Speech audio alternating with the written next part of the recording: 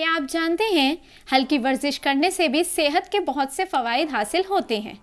Walking यानी पैदल चलना हमारी सेहत के लिए निहायत मुफीद है। वॉकिंग भी एक किस्म की वर्जिश है जो सेहत को बहुत से फ़वाइद फराहम करती है। रोज़ाना बाकायदगी से वॉक करने से हमारे जिस्म पर कई मस्बत असरात मुरत्तब होते हैं। इसी सिलसिले में आज हम आपको बता रहे हैं रोज़ाना 30 मिनट वॉक करने के कुछ फ़वाइद।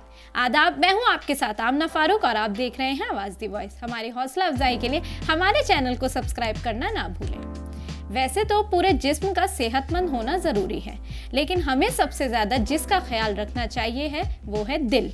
पैदल चलने से दिल की धड़कन तेज़ होती है और खून की गर्दिश बेहतर होती है। बाकायदगी से वॉक करने से ब्लड प्रेशर काबू में रहता है और कोलेस्ट्रॉल लेवल ठीक रहता है। आजकल वज़न बढ़ना एक आम सी बात है।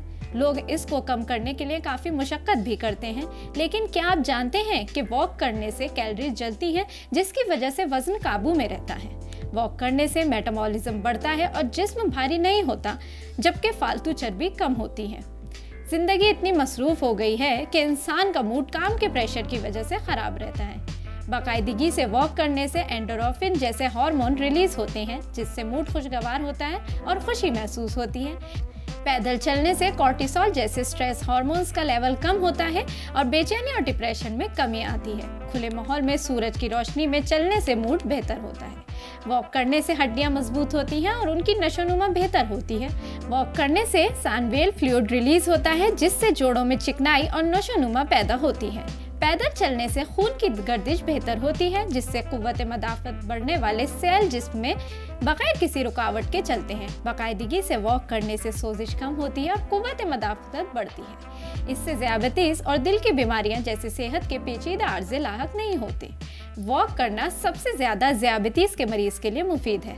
वॉक करने से ब्लड शुगर लेवल कम होते हैं और इससे कुदरती इंसुलिन पैदा होती है, जिससे टाइप 2 ज़ियादतीस की बीमारी होने का ख़तरा कम होता है।